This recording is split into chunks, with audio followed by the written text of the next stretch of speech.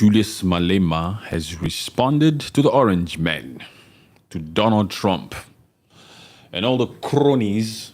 I have to say cronies because I'm real and authentic as always. I have to call them cronies because, in my opinion, the South African delegation that went to the White House to attend that meeting in the Oval Office, in the office, man. Man, the way they put emphasis on this is the Oval Office.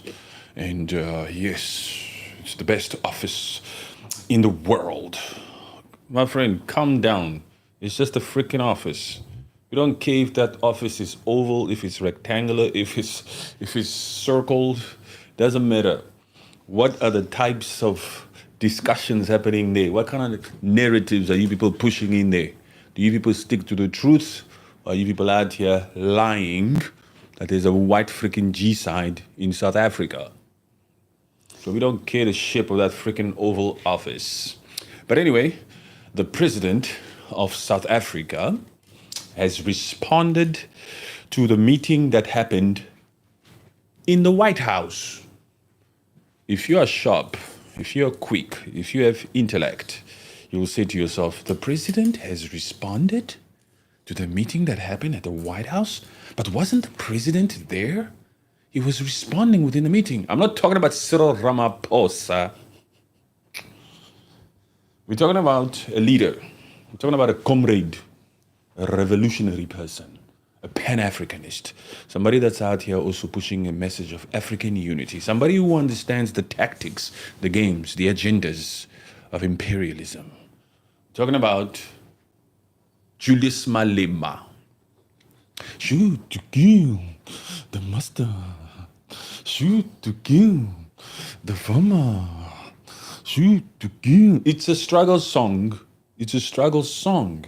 Do you people know what a struggle song is? Or are you guys attending this meeting, this high-level, high-profile type of meeting, the state meeting, as freaking sensitive individuals of 2025? You know, there could have been some men there that probably identify as freaking women. Yes.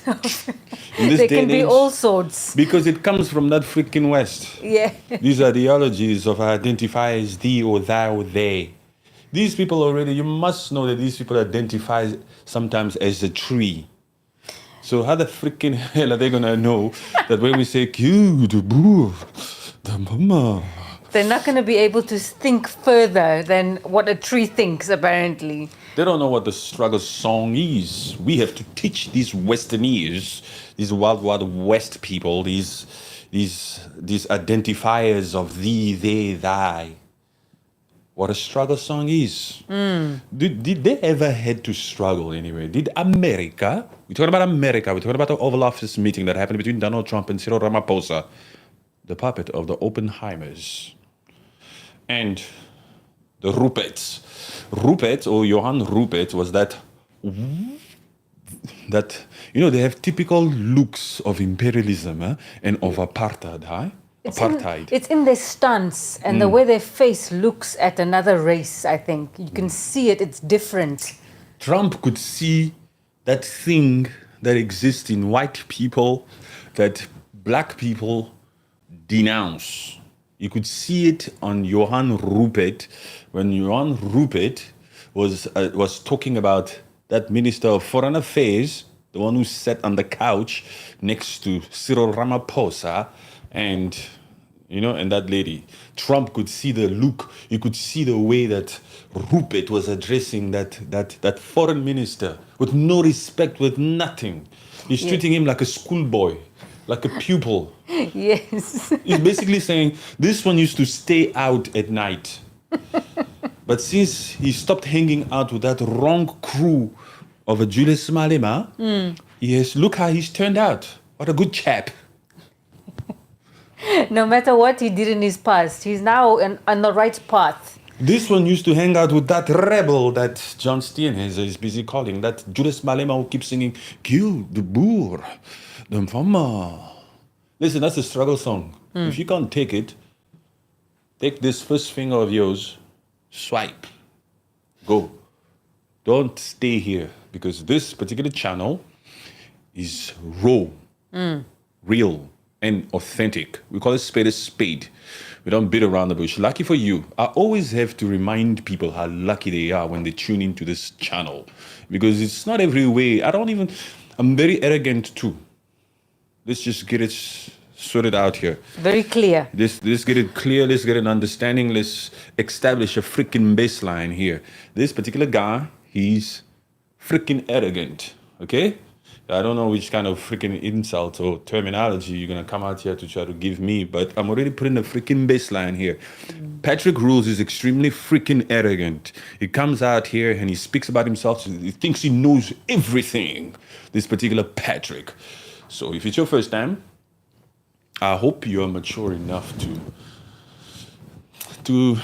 understand where we're coming from, to understand what the goal is, to participate, to take a chill pill, understand that everything comes from a place of love. Believe it or not, it comes from a place of love. Because I'll tell you something. White people should be lucky that black folks never retaliated after this whole freaking slavery act stuff. I'm telling you. Because they would not have been able to handle any of that retaliation, because there was obviously a lot of things done to black people during those oppression times. Segregation. It's uncensored. Do you have the maturity? Some of the stuff that you'll hear tonight, you won't be able to unhear. They will stick with you tomorrow. Tomorrow's Monday. So you better be careful. Do you want to stay on this live stream, or do you want to wish yourself a good night? Wish yourself, tap yourself on the back and get a party here. But if you're a comrade, if you're a mature person, if you are not a kid, this stream is not for kids. If you are self-aware, if you have strength inside you, if you have self-confidence, actually supreme confidence, if you believe in yourself, if you love humanity, if you're not racist, if you are the type that studied, that believes in having a continuous learning spirit, yes, you're welcome. Welcome to the show, everybody. Thank you very much. That was a quick little warm-up, a little bit of a monologue to make sure that everybody understands where they are before they welcome them. You can't come out here and welcome people. Maybe they might not want to be here. So you have to let them know first where they're at before you welcome. So the ones that are here now probably do now understand what the hell is going on here. And now, let's begin. Yes, right? yes. Welcome, everybody. Welcome. Arlene ABM, the voiceover. Yes, that's me, Arlene_ABM. You are South African.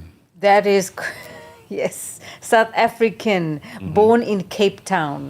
Born in the mother city in the Western Cape, the beautiful mother city, the beautiful Western Cape that these particular Afrikaners, under the disguise of a UK-born national by the name of Phil Craig, want to annex from the rest of the RSA, Republic of South Africa. The Mulungu, or rather the Muzungu, like some people say, the white man, is out here at all costs, not sleeping, wanting to annex the Western Cape and make it its own republic, its own country. But Black South Africa is sleeping. They are just being very gullible. And even if those people from Cape Independence under Phil Craig are coming to them and telling them about annexing the Western Cape from South Africa, they are just saying, oh, yes, that's a new thing. Let's follow that trend. But they're not thinking of the complications. They are not. They're not thinking of what they stand to lose. Yes. The black people don't understand. The black people of South Africa, my African folks. You see, we are Pan-Africanists, but we are a different type of Pan-Africanism. We don't sing kumbayas and say, we are the world, let's hold hands, beg you to unite. We are not the type. We remind you of your stupidity if you're still out here entertaining some freaking form of thinking you're the best country in Africa and you don't need the rest of the other African countries. These particular black South African have heard my voice. I've told them without beating around the bush that you are being completely freaking stupid down there in the southern part of Africa by allowing these whites only towns established by the same Afrikaners that are out here today in 2025, taking this matter to the White House, taking this matter to the US, claiming to be victims, having a pity party. The same freaking Afrikaners that have been benefiting from this apartheid system that still exists. 1994 was just a game. It's just a game. All the black folks are allowed to go to the beaches now. Because in apartheid days, you have to remember, black folks were not supposed to go to certain beaches. They were not allowed to go to certain beaches, to eat at certain restaurants, to sit on certain benches, even a freaking wooden bench. There were certain benches, certain parks, certain recreational centers where these black South Africans were not allowed. Yeah. And now they are freely able to do what they can, they want in South Africa. And so now they believe that they are liberated. Because they are not being whipped no more, because they are not being thrown into those apartheid police vans of the past. Yes. Because they are not being segregated like that, or they're still being segregated in some form, economically especially, but because they are not... Racism is not outright here saying you're not allowed to sit on this bench, only a white person can sit on this bench. They believe they've made it in life. They believe that once they are able to put something in the ballot and have an opinion on what happens in South Africa, that yes, this is my country and this is the way I like it. Just because you can put a tick on a ballot, that's not freedom. You know, they're out here voting for themselves. The white man in South Africa, or rather the Afrikaner, doesn't give a crap about those freaking elections. Yeah. They don't care. Even that DA, the supposed white party that's been there for 30 years, the opposition to the ANC, African National Congress Party, the party of Nelson Mandela, that DA, Democratic Alliance, is just a show. They hope to get in power one day. Yes, they hope to get in power one day. They can never get... The DA will never be able to get in power in South Africa and rule solely. They had already reached their cap. You know what percentage was it? Like 23% or something like that. Yeah. Or 22, 23% overall during the general elections. That particular DA, that John Steenhuisen, the one who was sitting opposite Cyril Ramaphosa in the White House, the one who was talking about Julius Malema and called him a rebel. In the Oval Office, really? Let's talk about that John Steenhuisen for a second. Do we have any South Africans here? Where are you guys from? If you guys are from South Africa, let me know. If you're from the US, keep learning. South Africa is in Africa, okay? Africa is a continent. Nigeria is not in South Africa, okay? Americans need to be taught these things. Some of them can't even probably say the simple name as Malema. No. They can say Julius, but Julius the pronunciation. Julius Malema. I hear some of these Americans, man, it's just Julius Malema. Even the way they say Ramaphosa. Ramaphosa. So the president, Donald Trump met with the president of South Africa, Cyril Ramaphosa. It's not Cyril Ramaphosa. Ramaphosa. Ramaphosa. Very simple stuff. But yes, let's talk about John Steenhuisen. By the way, if you're just joining us, let me say it again. The title is there. Hopefully you've read it already. Julius Malema, the guy whose video they played in the Oval Office, the one who was singing lyrics like, Gil, the Boer, the farmer. Yes, the radical individual, the revolutionary guy. The guy that doesn't take instructions from Ruperts. From the 7% minority of South Africa, from Stellenbosch, Western Cape. The guy who's out here to truly make sure that South Africa becomes economically free. What kind of freedom do these freaking South Africans think they have? Oh my God. It's just social freedom. Fake freedom. Fake freedom. You're not free until you're in charge of the land. And this particular Afrikaner, the descendants of the Dutch, are out here to make sure that they continue to rule the land. What is South Africa? South Africa is the land. Forget this freaking way of speaking. South Africa is the spirit. We believe in the spirit. The spirit of Ubuntu. The spirit of Ubuntu. It's your land. It's your land. Where are you going to take this freaking spirit of Ubuntu? To the sea. You need to be in charge of the land. You cannot be in charge of the means of production if you're not in charge of the land. Because people who control the food that goes into your mouth, because you have to pay for that food. How are you going to pay for that food if you cannot get a proper job? If you cannot, you have to be able, in this day and age, you have to be able to own a land and produce something. Those farms. So 7% of South Africa is feeding 90% of South Africans. Let's put it in a non-uncensored term. So the white man is feeding the black people. Yeah. So white people are the ones feeding black people in South Africa. Because that particular 7% is white, is Afrikaner, and they own almost 80% of the land. Most of all those farms.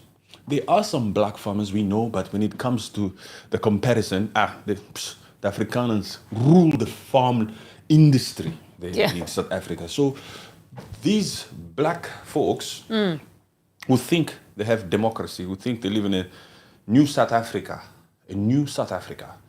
have to depend on the same Afrikaner that was also in the White House, standing behind the delegation of South African ministers that were next to Cyril Ramaphosa. That particular white man, Rupert, the one who was there, leaning on the couch as he speaks, at ease. That guy was at ease, huh?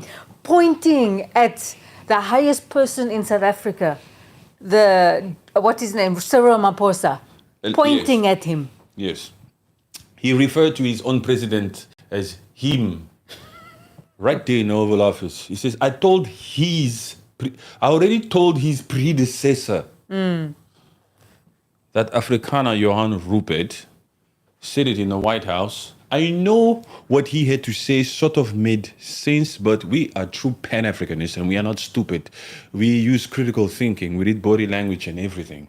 It's the way that he was addressing Donald Trump in regard to Cyril Ramaphosa, the president of South Africa, and these Minister of Foreign Affairs who were sitting there, these black people.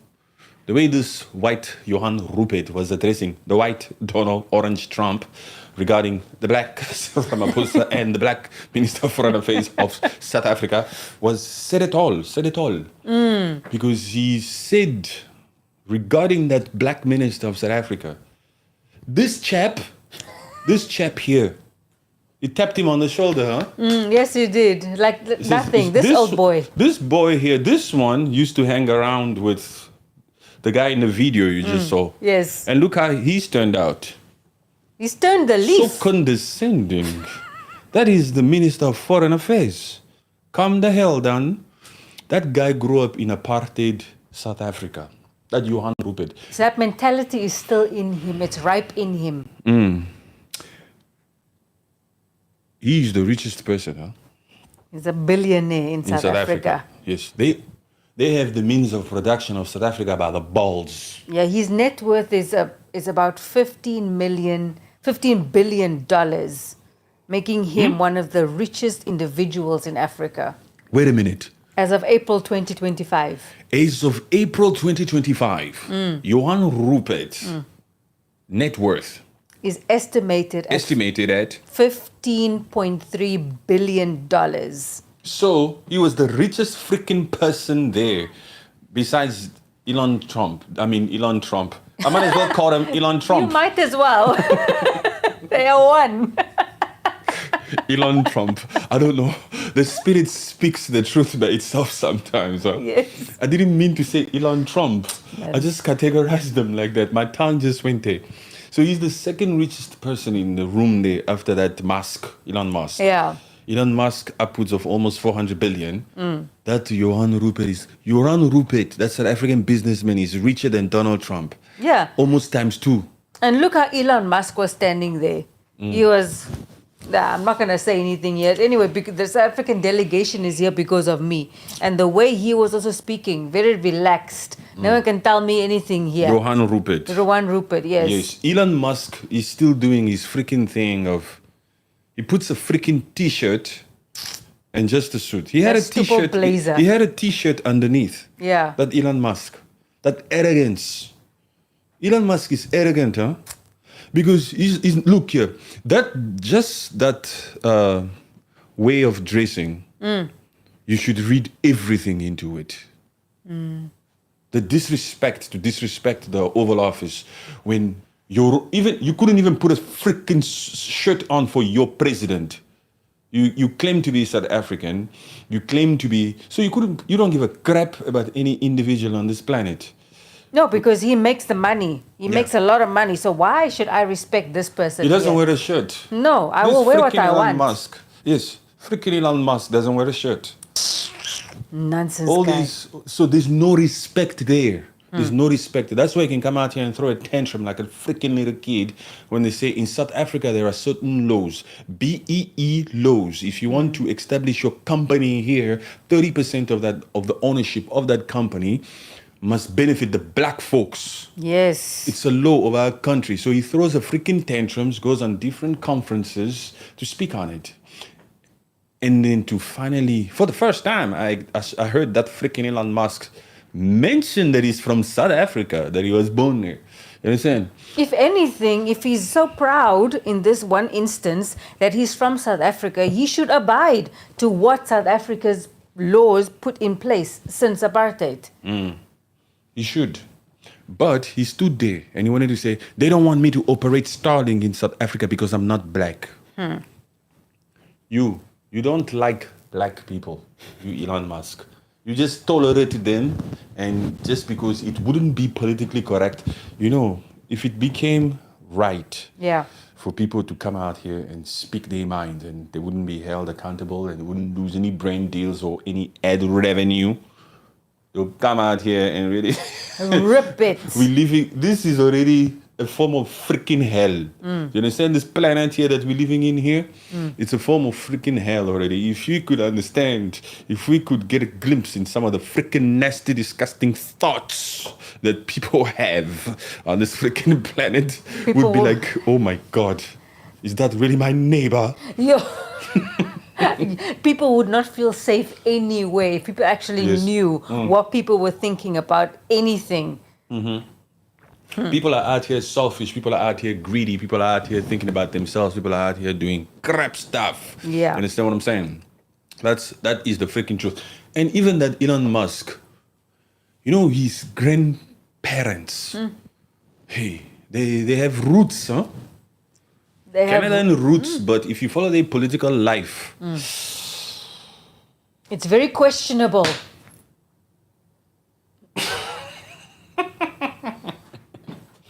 I have to put it that way for people to understand.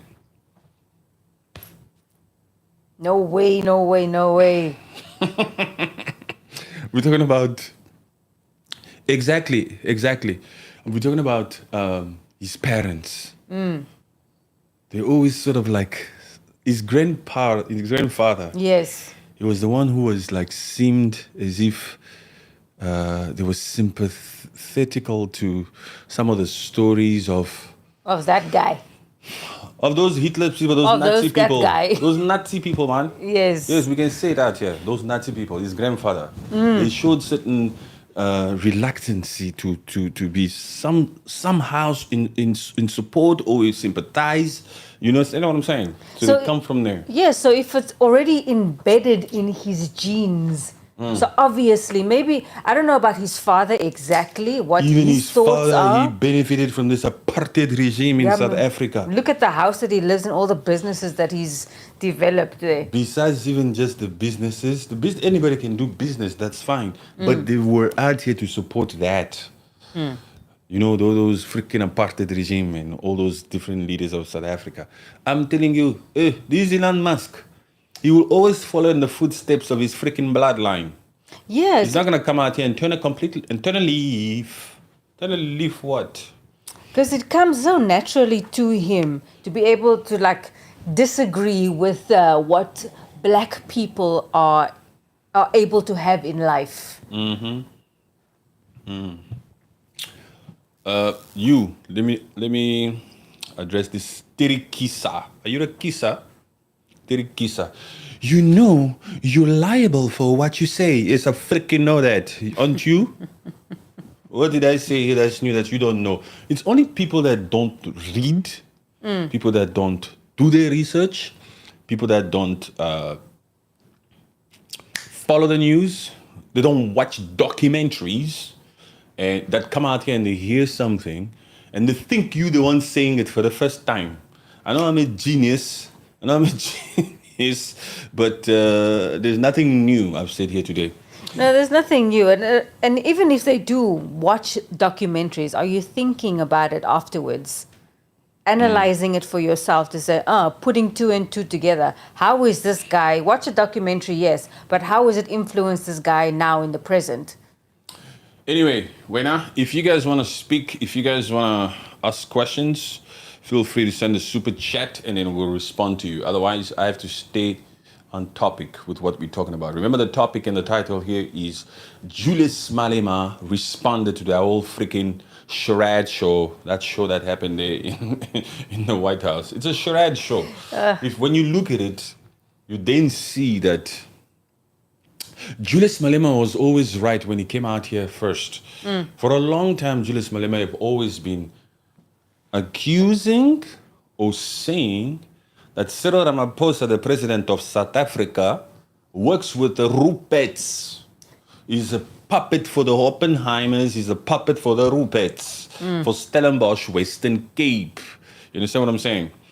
Yes, but you could clearly see that he is a puppet, he is a puppet on Johann Rupert's strings. This little Apache, what kind of freaking name is that? Apache, weak response by Julius Malema. What was his response? You, Apache, where are you from? Answer that question. Let me ask you real quick now. Since you want to talk here, let me ask you that quick question real quick. Where are you from? Where are you from so that I can already prove a freaking point here? It's very easy to prove a point. Obviously, this Apache, Saudi Arabia. Apache. First of all, he's not from Saudi Arabia. He's lying. Yeah. He's just saying that because he wants to throw me off. But let's assume that you are from Saudi Arabia because you cannot change your freaking answer already. You don't know what kind of response, whether it was weak by Julius Malema or not, because you don't speak Xhosa. Yes. And have you actually followed the entire story of EFF and Julius Malema? You don't speak Xhosa. And the speech that was done today by Julius Malema, responding to Donald Trump and his threats and his call. Donald Trump, let me tell you something. You can't come out here and tell Cyril Ramaphosa, why don't you arrest that guy? Cyril Ramaphosa doesn't have the power to arrest Julius Malema. No. You can't come out here and say, why don't you arrest that guy? Because he's singing, he's saying, kill the bull, kill the farmer, and it doesn't matter. He's dancing. He's dancing. And we're going to continue to dance. You understand what I'm saying? That's a freaking struggle song. That song has been deliberated upon, has been judged upon. The highest court in the land of South Africa has come out here and ruled on it and said that song is a heritage song.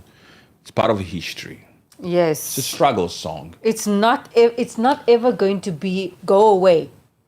It's not a freaking crime to sing that song. I know it pisses you off to hear that. Yeah, Apache doesn't like that. Apache. Yes, it's a struggle song. We can sing it. The master. This one doesn't know where he is. That's why he says shit like, you're liable for everything you say. And even the fact that Julius Malema, after he responded today, and that in his addressing his comrades in Free State, he actually sang the song. Said, I don't care. I am doing it. This is the liberation song, and it's not illegal for me to sing this song.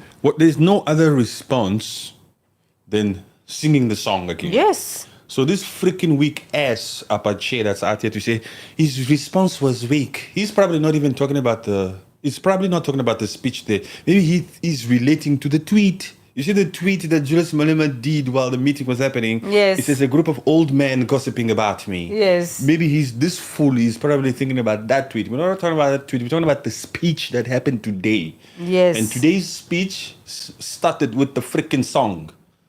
What other response do you think there should be from a revolutionary? From a revolutionary. This is why you put me in the Oval Office singing the song. Here I'm starting my speech with this song. Julius Malema, in your face, Donald Trump. In fact, he said, let's go into a little bit of the stuff that Julius Malema said.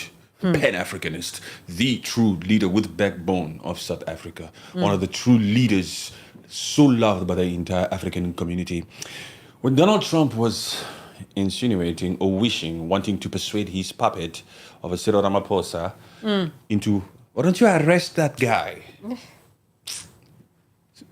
Julius Malema already interprets that to say, when imperialistic countries come out here and suggest tactics like that or suggestions like that, you must know they're trying to unalive the individual.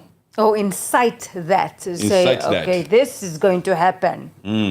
Because you're not going to arrest him and just keep him in there. You understand? This is a revolutionary guy. So, they are trying to say that. Basically, you're saying, why don't you shut him down? Why don't you analyze him? Because that's how imperialism speaks. They're not going to come out here and outright say it. But they will use words like arrest him and all that kind of thing. But you must know this is their plan. The same freaking things that they're trying with Burkina Faso in West Africa.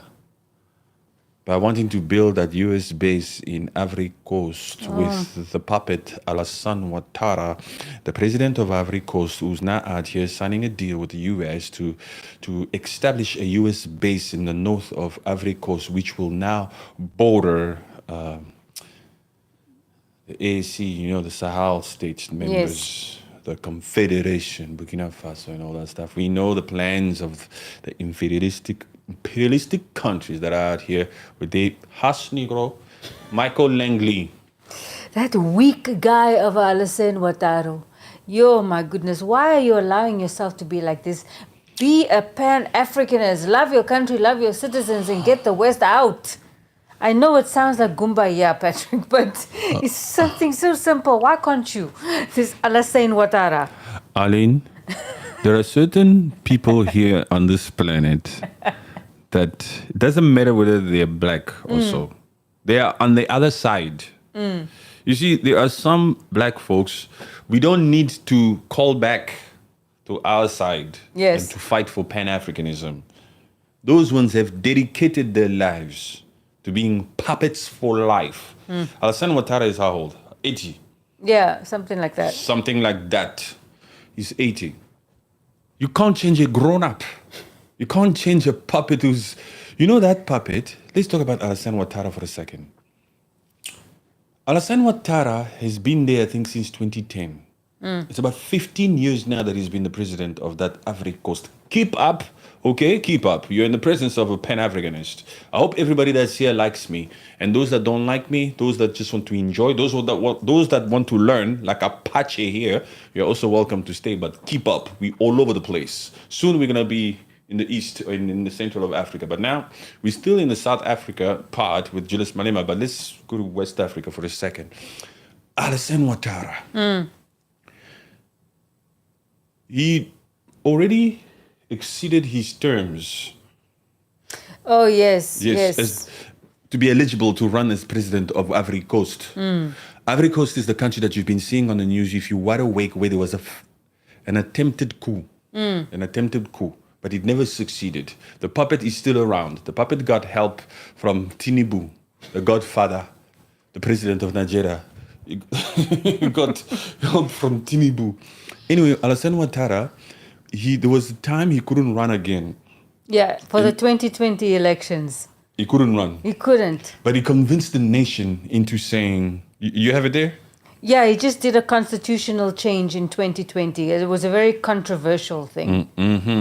But to be able to even run, he convinced the nation into saying stuff like, look, I'm not going to run, but I'm going to appoint somebody that will run. The nation said, what? No, Oh, no, no, no, no. Anyway, it was a big story. The nation said, okay, fine. As long as you don't run, you will appoint somebody. That was the freaking first time. And then he appointed somebody to run to be the president as a candidate.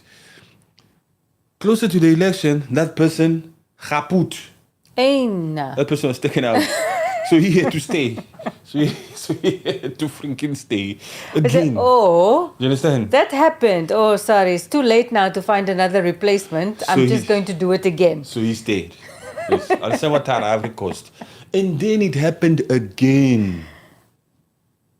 And then the same person again that was appointed again, kaput also.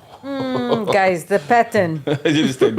These puppets will do anything to stay. Don't tell these puppets to just be a it doesn't understand that language. These puppets have given their souls, their lives. They are greedy, they are corrupt to the core. That's why we fight against all forms of corruption. Corruption is the reason why we aren't able to stand up to imperialism. Yes. We have two fights here. We have a fight between us, and then we have an external fight to still deal with. And the fact that freaking puppets are so corrupt makes it easy on these imperialistic nations and these colonizers, France, for example, to come out here and execute freaking moves. Because we are already corrupt. Not me, not the rules. These puppets of Africa that call themselves Excellency or Head of State. There's so freaking many of them. Cameroon, Paul Biya, 43 years in power. 93 years old. He still plans to run next year. Anyway. Paul Biya, he cannot even walk up straight, man. He cannot. He's a grandpa. He belongs in an old age home. The Cameroonian peoples don't mind that I say that because they want change to come to Cameroon. They also know that they don't have total free speech over there. Their free speech is suppressed. They are threatened left, right, and center should they come out here and try to speak. So the rules will speak for them. Yes, man. They cannot even ask where their president is if they don't see him for a week or two. You know, this is the modern day and age where it's about being an unapologetic Pan-Africanist. Because if we are not careful, if we continue to turn a blind eye to imperialism, like Black South Africa is doing, this is why those Afrikaners down there have the guts to create whites-only towns and then invent an imaginary G-side. They're in charge of the freaking land. 80% of the land they're in charge in. They are in every single boardroom of South Africa, 60% plus. Yes. And they are only a freaking minority. But they can just invent that shit and get the leader of the freaking free world to come out here and lie. Every single news company is out here debunking everything that Donald Trump said in that Oval Office. Yes. That it's a lie. Donald Trump, that's Congo. What are you holding? That's Congo. Even the U.S. press secretary, that woman, she cannot, I don't know how she comes up with her nonsense. I've always liked her because she's confident. I only like her when she speaks the truth. When she speaks crap like that and she knows it's the truth, that's when I'm like, I can't. This one is a fake-ass Secretary of State. Press Secretary of State. Actually, the Secretary of State also is also fake. Marco Rubio. They were questioning him in that freaking Senate. Yes, and he got all hot. He got hot and bothered. It's like, no, America can do or say whatever they want, allow people in or not. President Trump wanted white Afrikaner refugees from South Africa, and he did so. But even I saw an article recently that one of those refugees that went to the United States from South Africa. One of those privileged Afrikaner. One of those Afrikaners. Look here. First of all, before you go there, you're going to tell that story. Don't worry, I'll bring it back there. Yeah. None of those freaking white Afrikaners that went to the US under the Act of Refugee were farmers. Those are not even farmers. If this is a freaking crisis or a genocide against farmers, the boer means farmer in Dutch. If this was really that, why don't you get farmers? You know why? Because farmers understand that the way of life that they have in South Africa is is 100 times better than what they can possibly have in the US. Yes. They can literally live as a millionaire in South African rands in South Africa. But when you land in that freaking US with your money, even if you have a chance to live with it, Low income. the value of the freaking money drops, man. Hey. You have to go and spend in dollars there. What is $100,000 in South African rand? About 1.8 million rand. You understand? Almost 2 million rand. It's just 100 freaking thousand in America. It's nothing. It's not going to do much. But one of those refugees, they actually put their house on the market To sell it. and there's images of that house. It's a 5-bedroom house, and it has a pool in the backyard. My goodness, and they're selling it for 2.5 million rand. Oh my God. These people that are persecuted in South Africa. So please, let's put it in context here. Let's put it in terms that Apache, this freaking clueless boy here, can understand. So in other words, these refugees that have it bad in South Africa, that ended up going, one of these freaking 59 or 49 refugees. Yes, Afrikaner refugees. Is currently as a refugee in America. They went on a free ride to America. There was a chartered Boeing for them. Yes. So he's currently in America now. Yeah. But he put his house back in South Africa for sale. Yeah. This white privilege is for real. Huh? Hey, they're taking us for a joke, man. White privilege. Hey, white privilege. Some people are out here like, I'm white. I can do what I want. I'm privileged. So fun. God, when are you going to come back, please? I think this freaking world here is too much now. It's in our faces, these people. They are not even shy. You have to come back soon, please. I mean, it is so ridiculous. You went on a free ride and you have the audacity to publicly put your house on sale for 2.5 million. If you have any inkling of a refugee. You must tell that to Donald Trump. Donald Trump, some of the Americans that you have there, you understand? Some of those refugees, they're busy putting their homes on sale here for over $100,000. How were they persecuted? They have a pool in their backyard.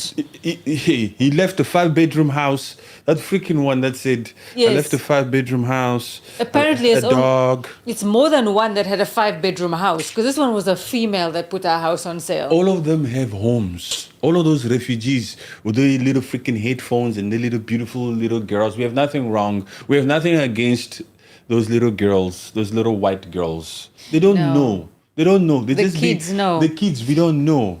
With the little backpacks. We love the kids. God bless the kids. We don't care about color. We're not racist. But it's just funny what the freaking hell is happening in this world where there's a thing called white privilege. It's ridiculous, man. You understand? Yes. We love kids. We love everybody. Even white folks. Even this boer. We love the boer. It's just because you people don't understand that that's a struggle song. What would you do if you were persecuted?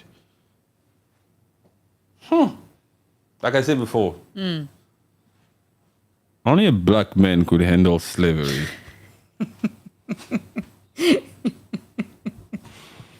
I don't know how they are taking that. This freaking guy is too unfiltered. He's too uncensored. He's too freaking authentic with it. This is 2025. We don't beat around the bush here. Like I said before, if it's your first time here, félicitations. Félicitations. Congratulations. This is because you have discovered this channel that doesn't beat around the bush. We call it spade a spade. Talking about calling a spade, I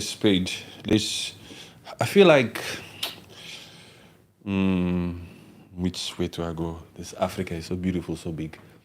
Should we stay there in South Africa, or should we? Let's take a... Move on up. No. I'm just thinking if we should go to this DRC a little bit. Should I go to the DRC a little bit now? Yeah. Let's Just step into the mention a DRC. few things. Let's mention a few things in the DRC. Let's not spend too much time over there because today we're talking about Julius Malema. But let's just mention a few things there as headlines. If you don't know what the Democratic Republic of Congo is, shame on you. Let's call you out first. Huh? It's in the equatorial region. You know what the equatorial region is? The Democratic Republic of Congo used to be called Zaire, okay?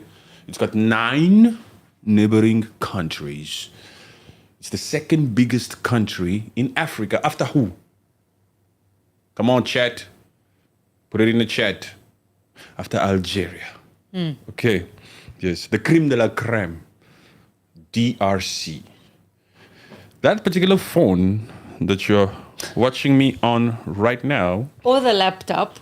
or the laptop, or the TV, has components from my country, from Congo. Yes, so the conflict that's been happening there, 30 years between Congo and Rwanda. Yay. Oh my gosh. But it's not Congo and Rwanda. It's Congo and the M23. No, Rwanda is not sponsoring M23. Don't confuse That is this. what they are saying. Don't confuse these ones. Because they You don't know, know. these ones, not all of you, but most people can't keep up. Most people don't know. Most people forgot. We have to remind them. Who is Rwanda? Where is Rwanda? What are you talking about? M23. What does it mean? Some people are Americans here. They're Yeah. Americans, they don't give a crap about African politics unless the orange man is involved. They want to see what is he talking about. All of these freaking American social media influencers and even news outlets, they haven't been talking about any of these freaking issues. They haven't been talking about even Ibrahim Traore, the leader of Burkina Faso, another revolutionary. The only president in Africa, by the way, until their own president was involved. Yes. When Trump was involved now with Zelensky, then they talk about everything. You have to be involved with Trump or something like that, then they can talk about it. If it's not, they don't give a crap about Congo. They'll just go and buy iPhone 17 in September. You understand? Yes. They don't care if that freaking phone has components of blood minerals. Child labor. Yeah, blood minerals. That Afrikaners stunt took the cake. What's he talking? Like took the cake is like, that's just crazy. That Afrikaner stunt as in acting as refugees. Yes. Yeah. Oh, the stunt that the Afrikaners pulled, huh? Oh, he Yes. liked it, so you explained it very well. Billy, I think I know Billy. Billy, good to be here, my friend. How you doing, Billy? Billy is respectful. We appreciate you, Billy. Thank you very much. Become a member if you are not yet, because soon, the membership content that's coming out is coming out. Let me give you guys a hint about the types of content that's now coming out, because I mean, if you remember, it's blog style, huh? It's blog style. Yes. But we still remain in the same niche. We still talk about all these issues that affect Africa as a whole, not just South Africa. If you're here just because of South Africa, it's not just South Africa. We Pan-Africanists. We actually believe that Africa is one country. African unity is what we fight for. We know that as individual freaking parts of Africa, we can never really stand up to these imperialistic countries, because some of these imperialistic countries, like France, has the freaking audacity to come out here and say, all those 20 countries there are the properties of France. Screw you, Emmanuel Crasson. Emmanuel Croissant. Yes. So we believe that African unity is the way. Is the way. That is the only way. If Africa stands united against imperialistic countries, your Africa will be so powerful. Hello, Central. Africa is already powerful. We just need a few more Julius Malemas up in here, a few more Ibrahim Traore up in here. Actually, like I said before, we already have them. We need to awaken the spirit of the African people. Africans, you need to wake up. You need to understand that you need to stand behind your revolutionary leaders, not your puppets. Every head of state in Africa is a puppet of some sort, except Captain Ibrahim Traore. If you don't know that name, Do your research. He's the leader of Burkina Faso right now as we speak. Anyway, so Democratic Republic of Congo and Rwanda. Yes. They have to meet these puppets. They have to meet. Sit together. They have to opposite sign. the table. Yes. They have to meet and they have to sign.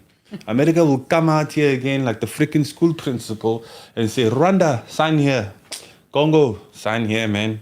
Like America's gonna sit in the middle like they did for the principle of declaration signage. Yes, you sign here, you sign here. The biggest freaking crazy thing here is America sits here and initiates these peace talks and for these two countries who have had this conflict for over 30 years to finally sign there for some form of peace. The biggest craziest thing about here is, besides the fact that America will now have a chance to tap into that $24 trillion worth of natural resources of the DRC Congo, the creme de la creme, the richest country on the planet. Besides that fact, and we have to watch our Congolese leadership people, those puppets, because corruption there is too much.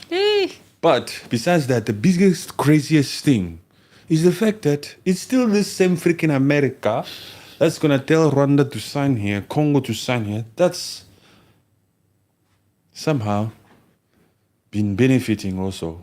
Yeah. From that, this is the only time I'm going to use the F word. From that fucking chaos in Congo and Rwanda for the last freaking 30 years. You understand what I'm saying? Yes. Jesus. And even the way Trump had to acknowledge what America is doing in DRC and Rwanda in that meeting with Cyril. Like, come on.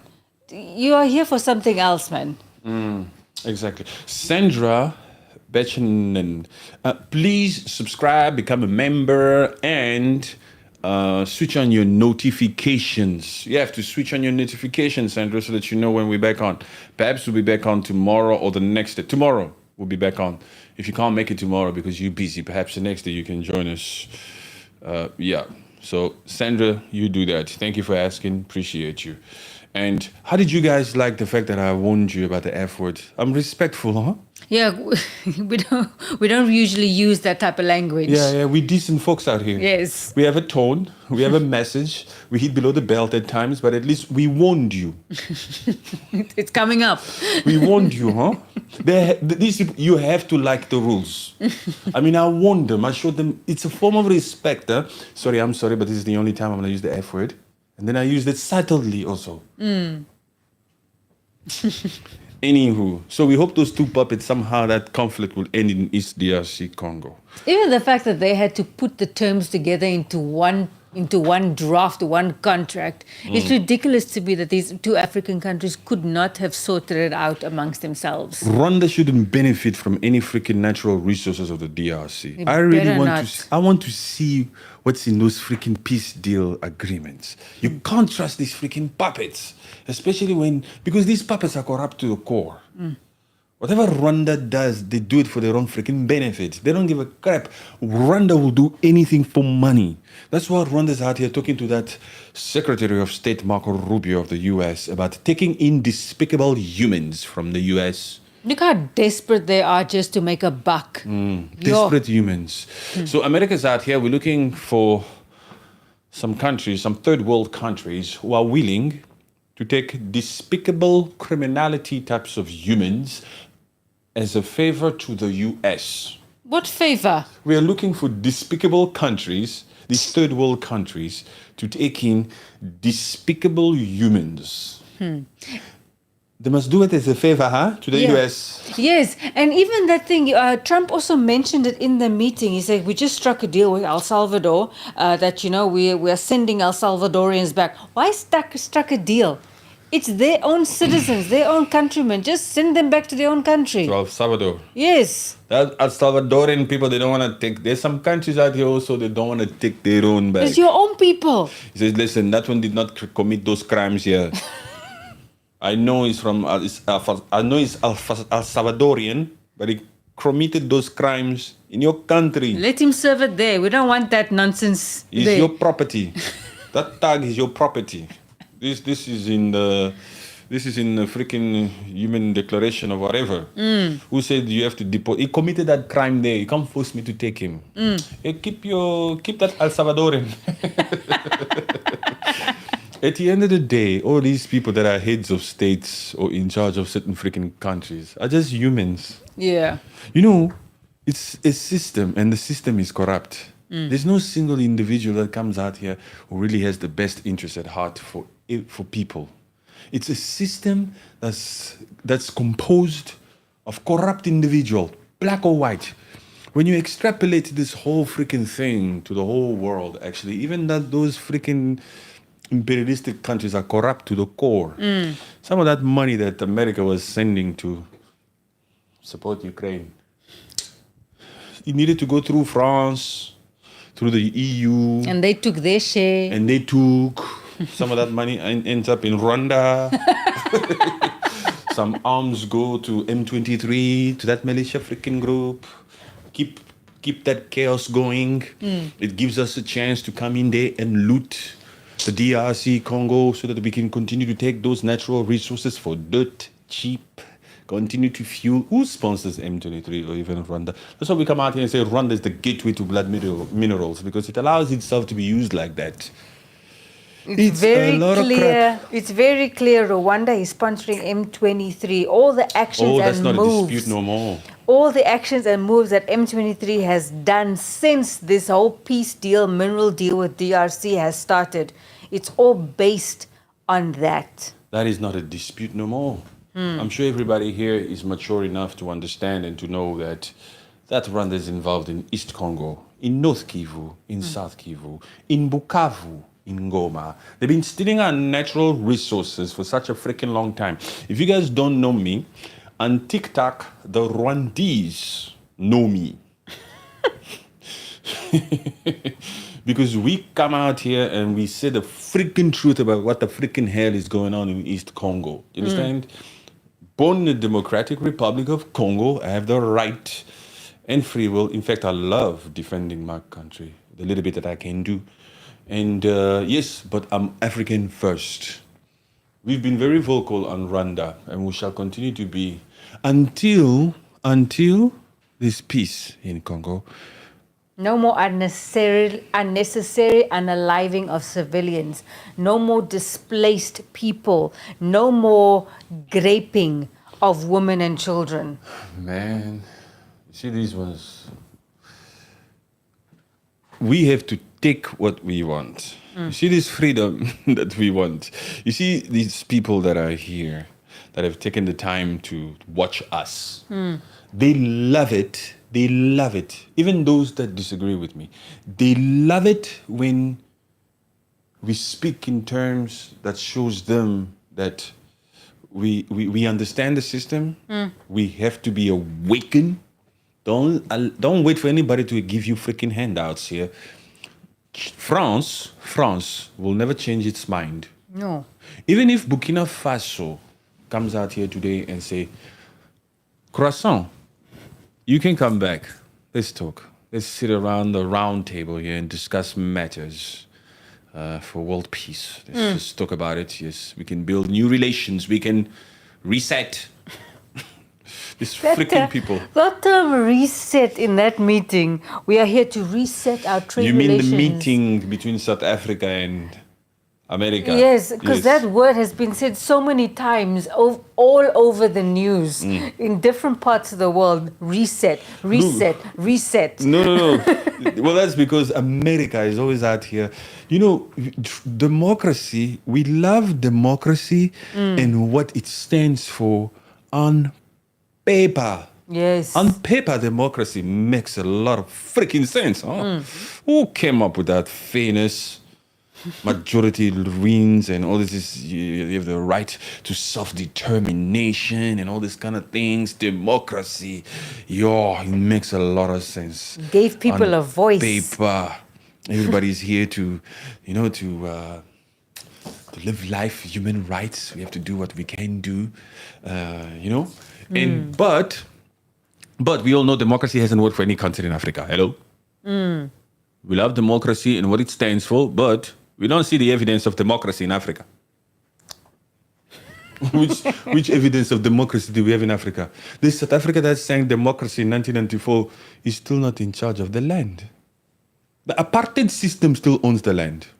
They still control the means of production. So what democracy are you talking about there? Not talk crap, please. It's not democracy. They just have the able to vote. That's it. And that's 30% of BEE. Fake democracy.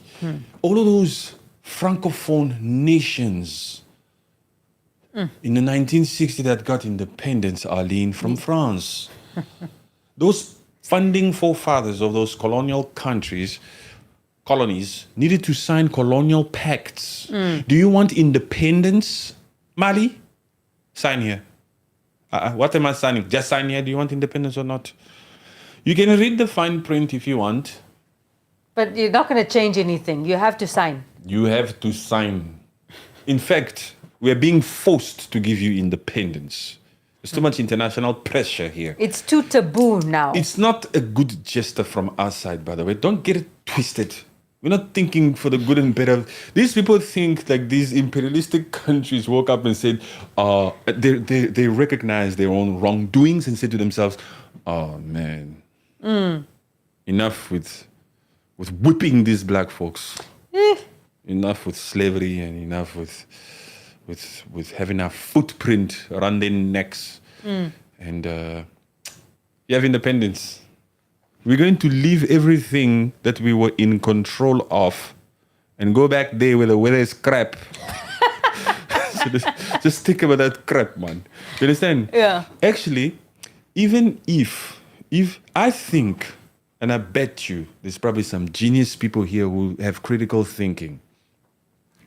Even if these African countries that we live in were successful and well developed in all sectors, like in education, in infrastructure, even the healthcare system was up to standard. Even if all this land, this entire Africa was booming, was great. I think, and I heard that back in history, those particular Europeans up there used to control everything here. Yeah. And then they woke up one morning in 1960 and decided to give independence to these countries. I believe, because I'm such a freaking genius and I'm willing to bet that there's more geniuses here, I'll be able to think and say, nah, joking. They just gave it to them. No, there has to be No. some sort of a fine print. Yes. There has to be a catch. Why did they give it to them? They were in control of everything? Yes, they were. They were in control of everything. They enjoyed the weather. They came here, they went there. And that particular Monday morning in 1960, they just decided to just give it back. Yes, because there was talks here and there. They didn't like the whole freaking segregation thing and the chaos. Civilization needed to move on and blah, blah, blah, blah, blah, blah, blah, blah. And they just gave everything. And now that these countries have their own independence, they are fully in control of their own way of life and natural resources. I bet you some people here will still be able to think, even if that was the story, nah, I'm going to go on a treasure hunt of wanting to see what the hell, because that doesn't operate, huh? It's like sitting here. Somebody just comes into our lives and just offers to give you $1 billion. No, man. There has to They be. were in control of that money. Yes. They decided to give it to you. Just like that. Yeah, just take. And then what happens? What do I have to do? First of all, you're going to be like, nah, I'm not touching this freaking money. No. What's the catch? What's the catch? What's going to happen to me after? I can't just take this. So, when we hear these stories that in the 1960s, this imperialistic country, the colonizers decided to give independence, you must know it was conditional independence. It was conditional independence. Sign here, Mali. First, Mali and that Guinea-Bissau, or whatever Guinea, didn't want to sign colonial pacts for the continuation of colonization, neo-colonialism. The system is already in place. This freaking Mali doesn't want to sign these colonial pacts. Okay, Mali, you don't want to sign? No problem. Give me back those papers. Thank you very much. Well, bring out the concrete cement, please. Oh my gosh. They brought concrete cement and they started pouring in these sewage pipes. They started destroying the whole freaking thing. They start destroying the system that they actually need. Sanitary system. They started destroying the system that they forced those black folks in Mali to build. They came with the idea of sewage pipes and this and that and this and that. But you, Mali, go down on your knees and put the cement there. Look, give me that whip. Work. So these people just came to impose a way of life on another group of people. Stole their land, imposed civilization. This is what is life. This is what is life. They didn't care that Africa already had their own systems, their own way of life, their own language, their own education systems. Just like we've previously said, just because it was something different, they felt like, no, it had to improve into the same way that they believe is right. This freaking England truly believes that there are some benefits to colonization. They piss me off when they say that. Carol Malone. Where is she from again? What show? She's from Good Morning Britain. Good Morning Britain. Good Morning Britain, my ass. She is so convinced that Britain going into those countries, it did them better. They would not have been where they are right now if it wasn't for Britain. They had no creativity. What freaking nonsense. She had the audacity to say they didn't have any transport system, they didn't have any hospitals, they didn't have any roads, they didn't have any creativity. You, wait now. Shut your mouth. That's why I know she's old. I know she's like 50 something, perhaps even 60. That's why I say this little chick is funny, huh? You see those ones? We as Pan-Africanists who are out here unapologetically, especially in 2025, those little ones, we call them little ones. Even if she's 40 years older than me, I'll say that little chick. I don't give a freaking crap. Yes, those ones. And this, but among them also was a decent white man. Yeah, he was Decent white man. We call a spade, we give credit where credit is due. Doesn't matter the color. We are actually true, good, honest human beings. You understand? And we take pride in that. I like the fact that I don't discriminate to people. I like the fact that I don't hate white people. I love the fact that I don't hate blacks or Indians or colored. I am wise enough to understand that regardless of the color of your skin, you also have a stomach. You have nails. You're human. That's it. The doctor studied how to cure the human body. Not how to cure the black human body and how to cure the white human body. You understand what I'm saying? It's the same. It's the same freaking thing. Yes. Imagine how messed up that would have been, though, if there was actually ways to treat a black person from a white person. Then you can perhaps entertain the thought of saying we are different. But for as long as we speak the same, we all get hungry and we all eat rice and we all eat chicken and all this, and we are human first. Yes. There should be a spirit of humanity here. Only the fools say there is no God. I bet you guys didn't expect that. I can be a pastor too, huh? I'm a man of many talent. Only the fools say that there is no God. You have to be lost to be racist. Racist people are actually lost individuals. They need help. Those particular ones, we need to fast and pray for them. It's true. And that's a long fast and prayer because they need a lot of breakthrough prayers. Okay, let me entertain some little boys here. You know, there's always little boys I have to deal with. Because they've never been in the presence of such a ruler. Some of them hate the fact that my name is Patrick Rules. Yes, I rule here. This is my live stream. I'll rule here. If I want to block you, Dr. Snorkel, I'll block you. You understand what I'm saying? You have to show respect when you come here. You are privileged to be here. You understand? This is black privilege. You understand? You're privileged to be here. What is he saying? Looking at your face is like watching evolution, whatever. Yes, so bounce. Get up out of here, boy. It's like, no need to be putting these things here. If you don't like it, just scroll. This one, I'm just stopping myself from blocking the hell out of him because it could be a kid that actually needs help. So I can't take offense to all of them. I can't block the whole freaking world because I'm out here to teach. There will always be naysayers, but we have to continue with what we believe is right. I am here to influence you. Huh? You have to understand that. I'm here to influence. Some of you, your only help, your only hope is if we influence you. Because you don't have the freaking capability to actually understand what we're saying. We are hoping to just influence these ones. Some of you, we are hoping that just our personality you must fall in love with, so you end up doing what we say you must do. Yes. Others will understand the logic in everything that we're saying. Yes. Others, there's different levels to this. Some of you guys will be on this bandwagon because you like the personality.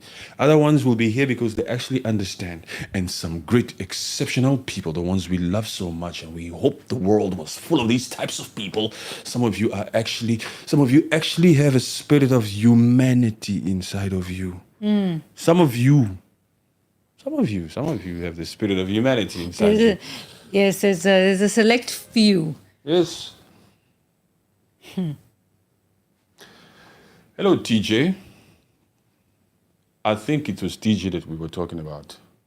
When he says, I agree with much of what you just said. Yes, that's true. It's a human thing. It's a human thing.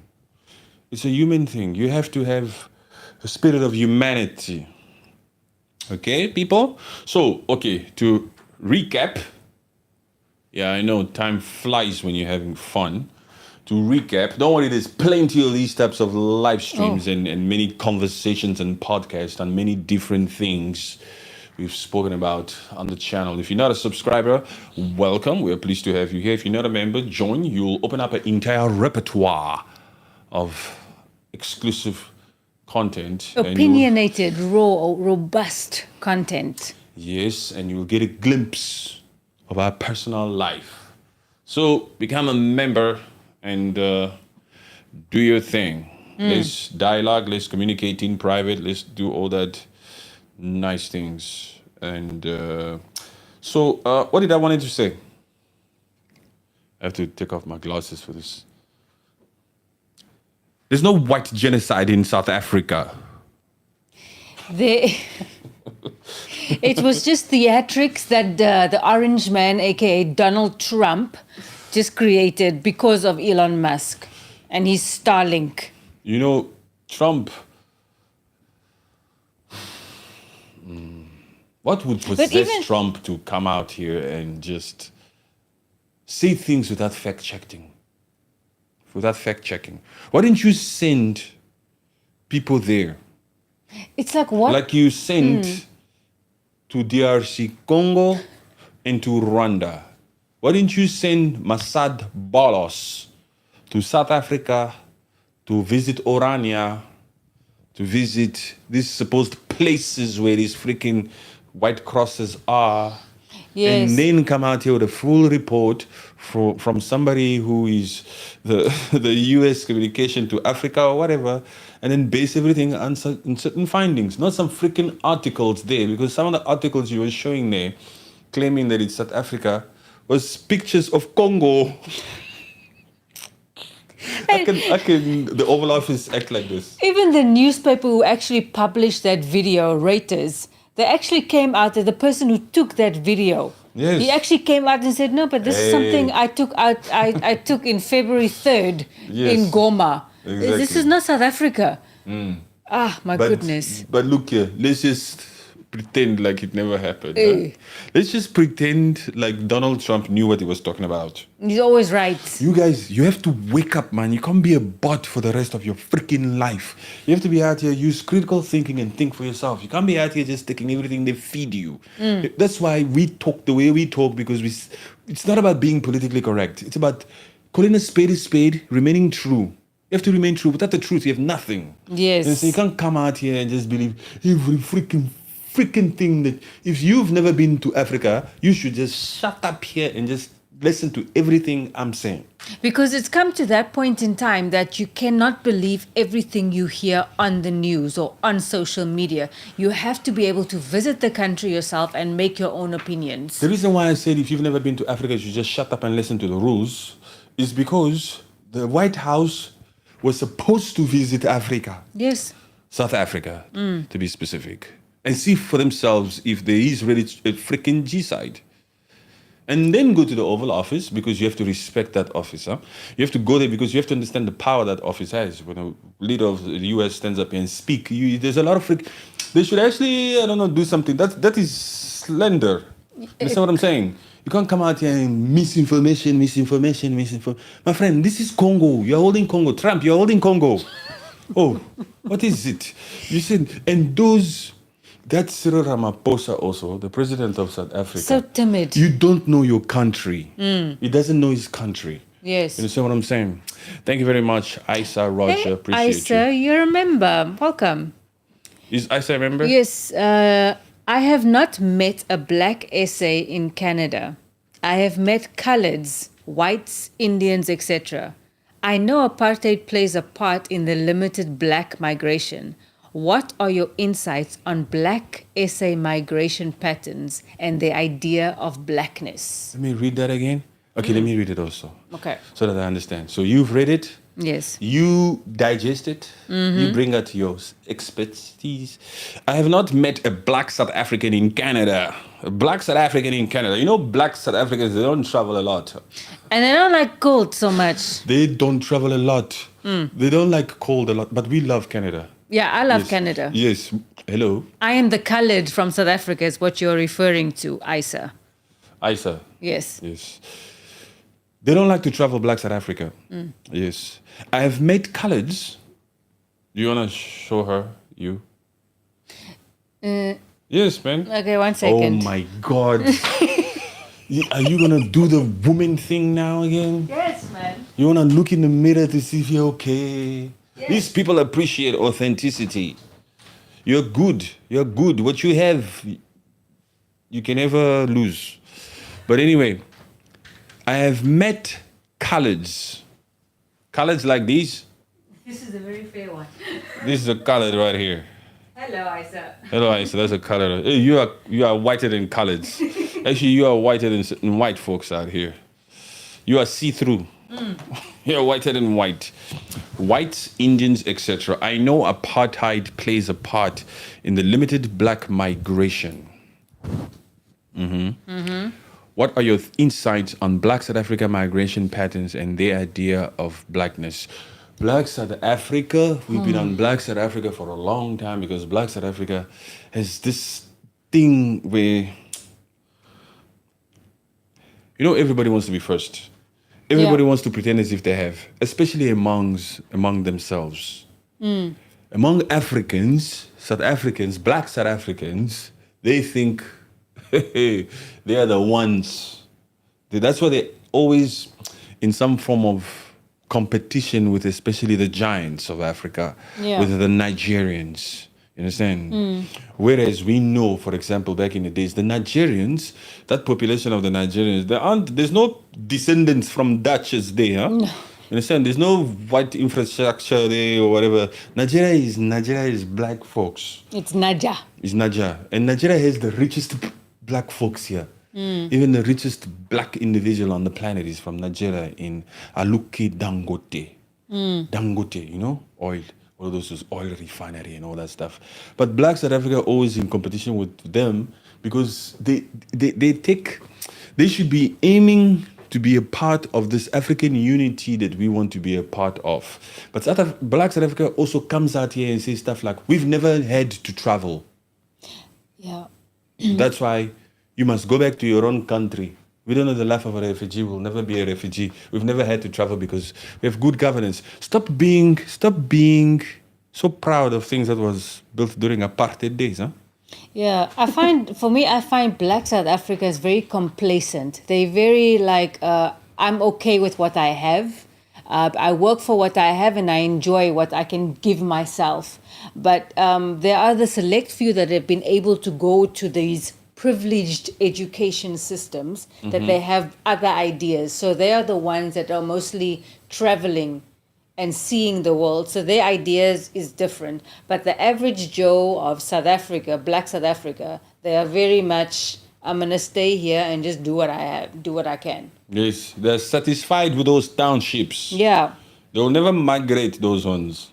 Those ones, even if there was, it will never happen and we don't wish that on them. Because AfroForum is out here to take back South Africa. They want to take back South Africa. The mere fact that Black South Africa is not active. Yeah. The people, they focus too much on trivial things, on small things. They're not out here making this. They're not like the Gen Zs of Kenya, for example. They're not like the Mozambicans. People who are out here willing to fight for their own future and for their own. I mean, look at this. Black South Africa should be out here defending their own country Yeah. from the way their president was treated. Or the way the president handled the situation. They are also so freaking clueless that they can't see that minority of South Africa, those Afrikaners, is the one that came there to the White House, those white businessmen that came there to talk on behalf of South Africa.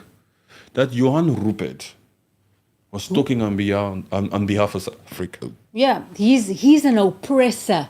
That Cyril Ramaphosa, the president of South Africa, the first black man of South Africa, that one. You see this, the first lady? Yes. They say the first lady, right? Yes. This is the first lady, and so he's supposed to be the first gentleman. Okay, there isn't a woman president, but you understand my drift. He's the first black representation Yes. of South Africa. He was supposed to defend a lot of the misinformation that Donald Trump was saying in that Oval Office. But he decided to keep quiet, and he decided to only give the floor to those white businessmen. Yes. To Johann, actually, he didn't give to Johann. Trump was the one who gave to Johann. He decided to give it to... You know what pissed me off about Cyril Ramaphosa, the president of South Africa? It was when he told Trump, I brought the Minister of Agriculture also, and he's white. Why mention that? My friend, ik je befok. Is maar fuck in your kop. Ik je befok in your kop, bro. What the hell are you out here saying he's white? Oh my God. This ninja must have been good books. So he's out here saying that. Please read Aisha's comment. For context, I am half Cyrilian and Russian. So I am familiar with the complexity of blackness, mixed blackness, etc. But there is at least a North American identity that black or mixed, I think. I don't know. Or something. Yeah. And then she'll tap on more. Cyrilian. Yes. So Sierra Leone. I think she concludes. Did she say something else? Mixed black people. Mixed black people have to adopt to survive. So this goes from, but there is at least a Yes. North American identity that black or mixed black people have to adopt to survive. Yes, there is but there is at least a North American identity. North American identity. So that Canadian thing. Yes. Oh, well, she's in Canada, right? Yeah, she's in Canada. Yes, she's in Canada, but half Sierra Leone, half Russian. That's a mix, huh? The Russian is the guy, huh? He's the father. Is he the father? It has to be. No, it's possible because these Sierra Leoneans also, even the men, they move around. Huh? Sierra Leonean men can be businessmen also. They step out. Could have gone to Russia. And she's in Canada, it's cold there. But anyway, Sierra Leone is a very beautiful country. Since you're half Sierra Leonean, so you know this. Okay, let's explain to you a little bit of that beautiful Sierra Leone that we love so much. Because we've visited, I've been to Sierra Leone 4 times. Is it 4 or 5 times? I think it's 4 to 5, maybe 4. But even 4 times is a lot. it's 4. Africa is full of 54 freaking countries, and I did Sierra Leone 4 times. Oh my gosh, I did Nigeria 6 times. Like the lobster I in did Sierra Ghana Leone. twice. You understand? Yeah, Sierra Leone, when you go to the lagoon, what was it? The lagoon, Casino Lagoon? Or Lagoon Casino, something like that. Owned by the Chinese also over there. Very nice. We love it so much. But we landed Lungi Airport, and then you get on one of these ferries. Yes. I'm saying this for Aisha. You know the story already. And we go all the way it's about a 45 to 50-minute ride with the boat. And then you get to the harbor there, to Freetown. You get to Freetown, David Bell. When you get to Freetown is so beautiful, by the way. It's just because it's not as developed as it should be. Yeah. But it's so beautiful, especially at night, because I stayed at Radisson. Was it Radisson? Radisson Blue, Mama Yoko. Mama Yoko, yes. Mama Yoko, Radisson Blue. It's about 5 minutes away from that ferry where you take the dock. The dock, yeah, the dock where the boats brings you from the airport, and then it's like 5 minutes away from there. But anyway, you stay there, and then I've been to Sussex. Sussex is a bit of a drive from that Radisson. You go all the way where you get these lobsters. I just eat lobsters in Sierra Leone. Yes, only lobsters, man. And I've traveled all the way to Kenema District. Kenema District. Oh, I'm sure she's shocked now. You've been to Kenema District? Yes, check my Instagram, check all my stuff there, you'll see. Been to Kono, even to Kono we've been. Because we're also entrepreneurs, that's what I'm saying. Yeah. Yes, so we've been there, done that. We love Sierra Leone so much. Even like the beachfront, this one road that just stretches for miles. It's just next to the sea. Even the mountains, the mountains. You know, that's where those mudslides happened. I visited that area. Yeah. Yes, I went to where those mudslide happened. It still looks like that. You see, ooh, this is where the mudslide happens. I'm like, yo, right here? Yeah, it's crazy. But anyway, we love that. So we love that, Aisha Rogers. Merci beaucoup. The ANC has been such a big disappointment. It feels like a betrayal of Nelson Mandela. Yeah, although Cyril was in that Oval Office saying that Nelson Mandela taught them what peace is. Such a Gumbaya type of a thing. Now that I remember that, yes. it really sounds as if he was begging, huh? You know, we were taught by Nelson Mandela. It's like trying to soften up Trump before anything could happen. But in the end, Cyril had to come in and say, Trump, listen. Look, it just goes to show you, we don't respect weakness, huh? Yeah. You should have been a little bit tough here, man. I'm going to step all So over you came here, you Cyril Ramaphosa, you came to the Oval Office with a gift, a golf book that weighs 14 kilograms, and you're here talking about the great Nelson Mandela, and you're talking about resetting these bilateral relations. You brought the golfers to be in my good books and all this, but I don't give a crap. I'm still going to do what I want and say what I want. Why don't you arrest this man? Why don't you arrest this man? I mean, he's singing "Kill the Boer, Kill the Farmer," and he's dancing. I mean, if you were to do that, it would be. I mean, why don't you arrest this man? It's not like that. We're a constitution. He didn't He's say allowed. Anything. He didn't say that. He should have defended. He should have said. That's what Julius Malema was on him today. You couldn't defend. You couldn't say that that's a struggle song. You couldn't say that song was already judged upon by the highest court in the land. You shame on you. What was Malema saying? He said Cyril should have said to Trump that in our country, South Africa, you don't just silence people like that. It's a constitution for them to have their own right and say on what they feel. That's because Trump is the type to also just be like, let me just take the law into my own hands. Yeah, he's He just. expects Cyril to take the law into his own. Why don't you arrest this man? Hey, you. You're talking to Cupcake here, the one who dances all over. Besides that, there's a law here. There's a law here. There are courts in South Africa. You can't just expect Cyril to. Cyril must decide arrest him. Who are you, Cyril, in that regard? Yeah. Laugh out loud. Not been there since I was 8. Yes, it's very beautiful. It's in that Sierra Leone. Basta Mose. Nelson was Nelson before going to prison. Not after. Yeah. You're right. He compromised just to get out of prison. Not everybody has the maturity to understand what he's saying. He also dropped the baton. Yeah, because he allowed for that Orania to exist. He established it. But you can't really blame him because the guy already sacrificed a lot. 27 years in Sorry, prison. can somebody else pick up this baton? Leave this Nelson Mandela. Oh, what's wrong with you people? The struggle goes on.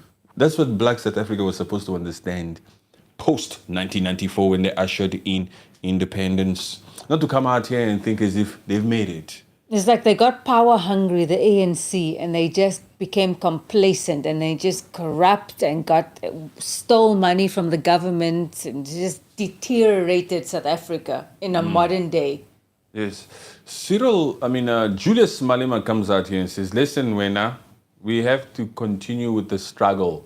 We can't be out here thinking we've made it as South Africa. We're still not in charge of the freaking land. We have to continue the struggle. Nelson Mandela was tired. He became an old man. He needed to rest. He did what he was supposed to do. He did what he could do until you people were still expecting. You see, the human, if you give the human will keep taking. He did what he could do until you didn't have any more to do. He started compromising. It was up to us to understand and say, okay, he's at that stage now. We need to remove him now. Yeah. It's at that stage, somebody else fresh with tenacity, with more years ahead, must come in here and continue with the struggle. Yes. But these Black South Africans, they've been lazy from the freaking get-go. Nobody wanted to take it up from Nelson Mandela and to continue the fight. You understand what I'm saying? So they just left it. And these other ones that came when democracy came, they just came with their own freaking agenda to come and steal money. So when James says the ANC has been such a big freaking disappointment, it feels like a betrayal of Nelson Mandela, he's completely right. Because for the last 30 years, this particular African National Congress Party, this ANC, has been corrupt from head to toe. Certain institutions, certain things in that South Africa right now did well under apartheid.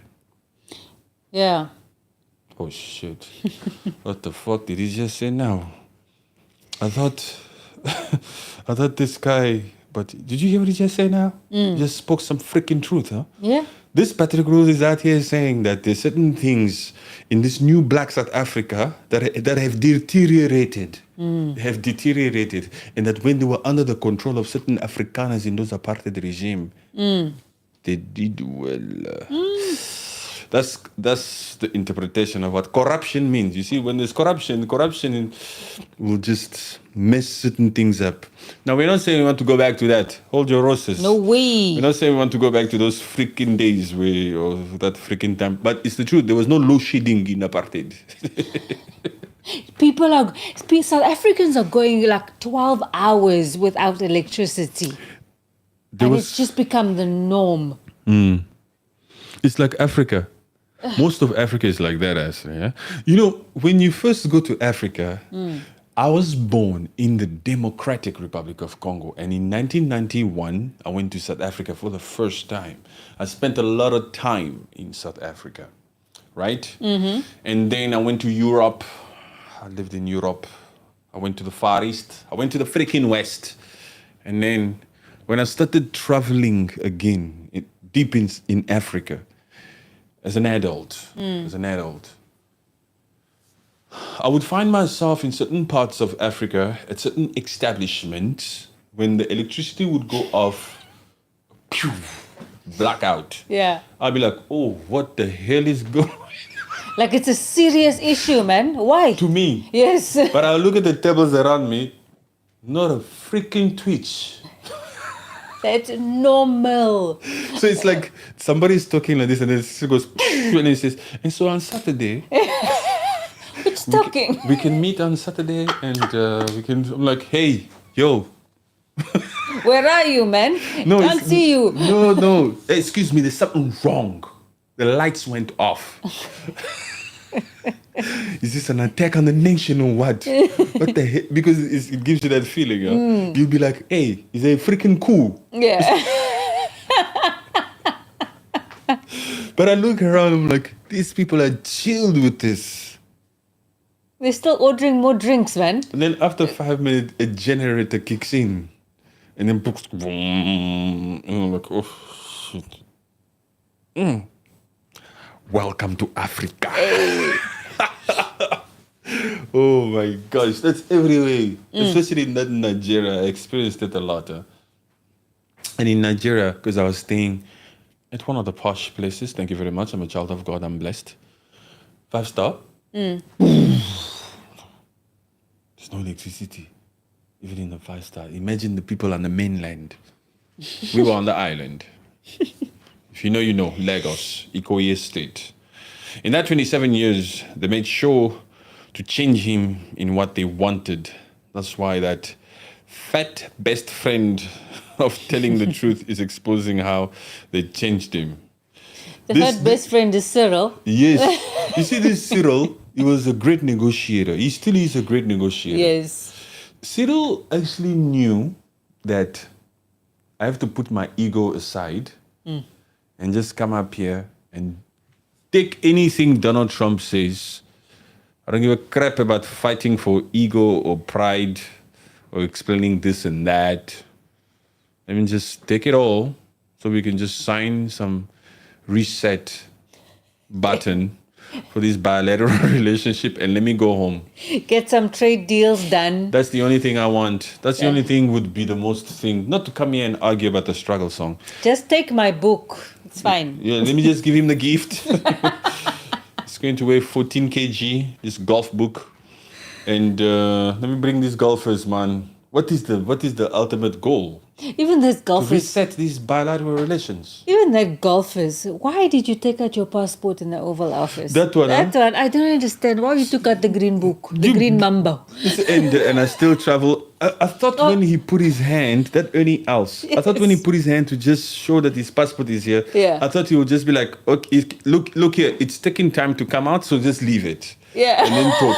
But he still went for it and he took out the passport and he still opened it. To the visa. Yes. And I still travel with my South African passport. It's like they're begging to this other guy, to this Donald Trump, please help us with our country. We are South Africans. We are white. We need help. These people, there's a genocide against us. Help us. And I love my country so much. We don't want to leave. I still travel with my passport. Of course, man. Anything else? Please. Oh. You have to have, look, and then I said, nobody respects weakness. A human being is not built to respect weakness. And even in that part, no matter how rich that guy Johann Rupert is, he also went in there begging, saying, we need your help, America, please. We need people like Starlink, that stupid Starlink. Donald Trump is just sitting there gloating. Yeah. These African countries are coming to beg for our aid publicly. You see, I cut aid on them, huh? And I put a 30% tariff on them. Look at they are begging.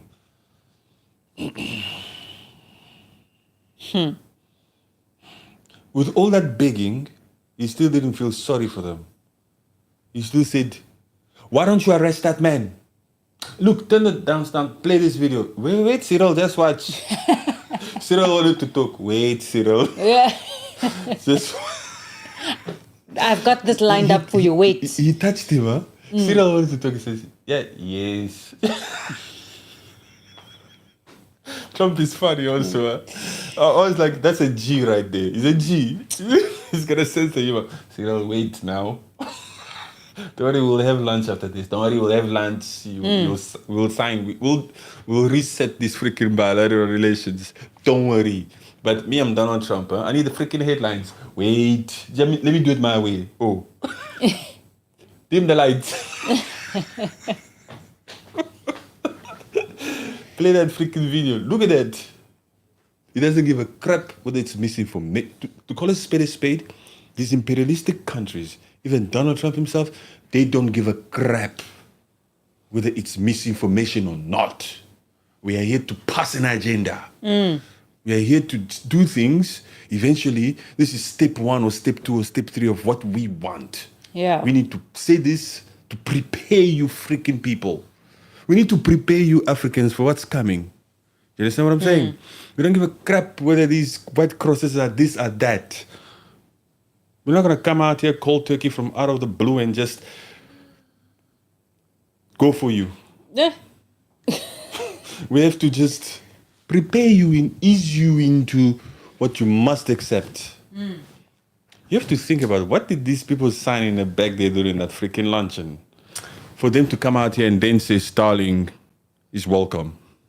What concessions did that Cyril actually agree to?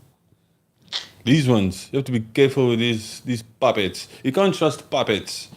Puppets will be out here to sign on the freaking dotted line like our founding forefathers did in 1960 when they signed those freaking colonial pacts, giving our country away to these imperialistic countries for economic freaking gains. Yes, because for if themselves. that Cyril, you must not give in to that Elon Musk and his Starlink. He cannot still own 100% of that company if he wants to operate in South Africa. But like you say, they've already changed they've already eased that BEE law.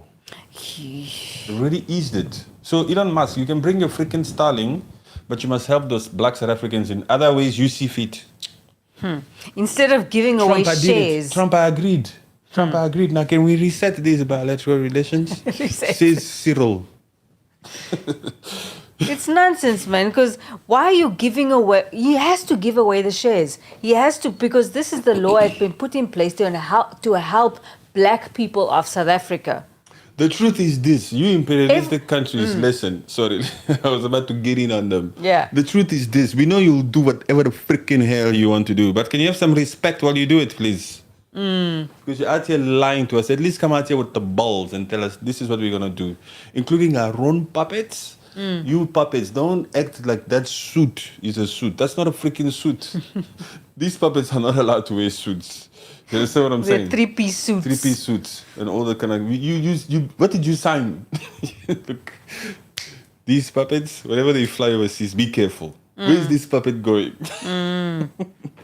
He's going to the creme de la creme. He's going to the White House. Why do you think Cyril had to mention again that it's a very beautiful historic place? I've been here before. So what? I've liked the changes you've done. What? I love what you've done here. I've been here before. My friend, shut up. Come on. Have some class.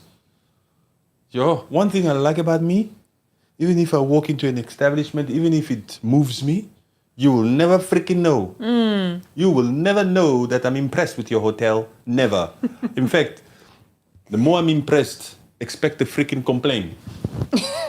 Because you must be able to handle that complaint. Excuse me, you guys were supposed to read my mind and understand that I need 6 towels, not 5. Where's the other one? Because they thought of everything, right? I will make up something just to get your attention. I will mess something. Sorry, can you guys come and clean up this? What kind of welcome is this? So, Cyril Ramaphosa, don't get into the White House and start declaring here. I've been here before. God. You could just tell that those South African delegation that sat there in the Oval Office with Trump and the US people, you could just tell as if they are now realizing that they've seen so many videos of Trump and Zelensky, Trump and the French, Trump and the UK. They've seen so many videos of Trump And now suddenly it's happening there. They started getting lost in their dream world when Trump started going at that NBC report. Yes. Ooh, it's happening. It's happening. Hey, no more questions from you, okay? You fake news, okay? You stupid questions. Don't listen to him. He's a stupid.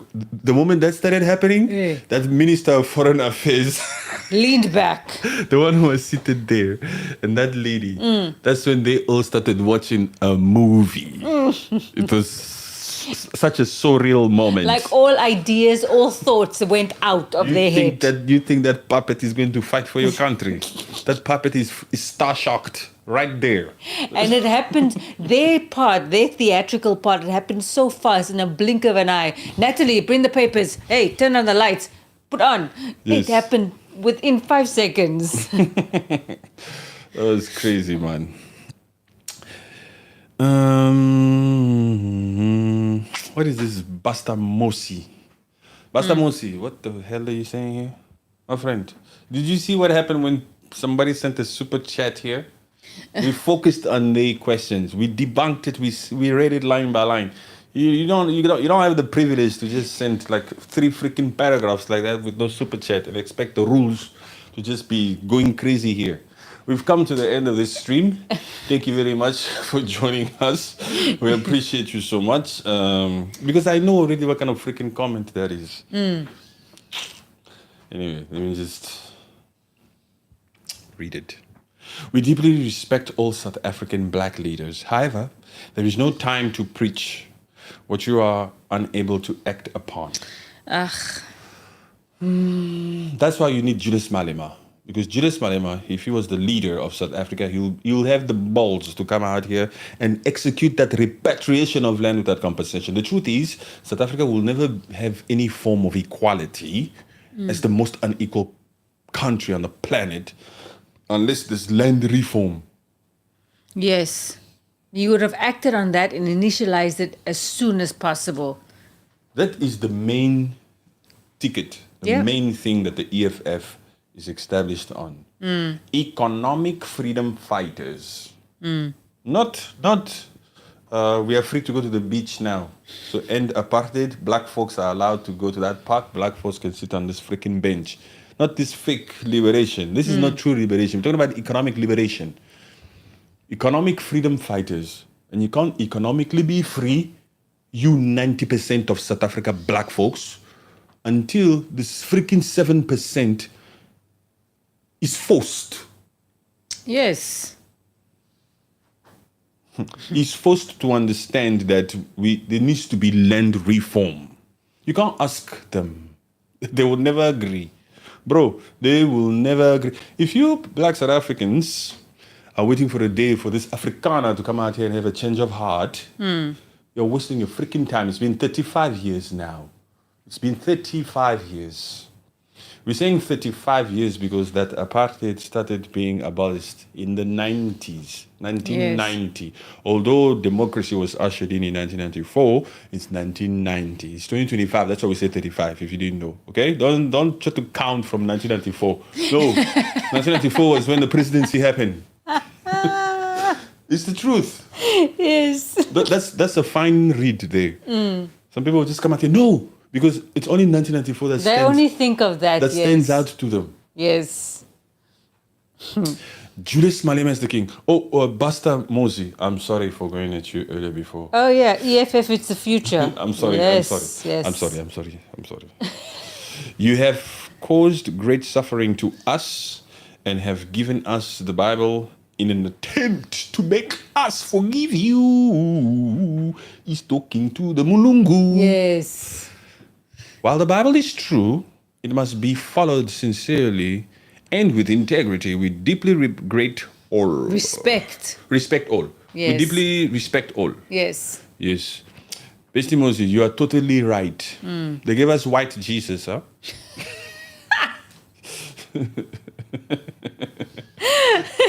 Putin came out here and said, no, it's black. We found him there. Look at these archives, man. It's black Jesus. They want you to worship him. Look, I'm white. Take it from me. I'm telling you, the guy is black. Oh my God. God, please, can you come back soon? I really want to see your face. Yes. Amen. Amen. Sure. It's nice, huh? Anyway, we worship him in spirit and in truth. We're not focused on the color. It's the spirit. Of It's course. the Holy Spirit. When the Holy Spirit starts to speak, that's why you have to have a personal relationship with God. So that you don't believe on what they're teaching you. There are certain things I've heard in certain churches, and I choose to denounce them. I'm like, no. Hey, no. It doesn't sit well here. That one is Gotta not let for that go. me. That's why it's not for me. Hey, shoo. No, thank you. Anyway, thank you very much for joining us. We appreciate you. And yes, he said white people are leaving the stream. They can come and go. They've been coming and go. They are addicted already here because they appreciate, they love the truth. They have no choice. But thank you very much for joining us. We appreciate you guys. And become a member. Subscribe if you haven't subscribed. Busty, subscribe, become a member, bro. Let's get in touch. I like the fact that you are on the winning side. Yes. That was a nice rhyme too, huh? My Juju. Juju. Yeah, Juju's the king. Thank you very much. Any last words? Much love, guys. It was a pleasure. We thank you. Isa, thank you so much for coming in. Yebo. Much love to all and God bless.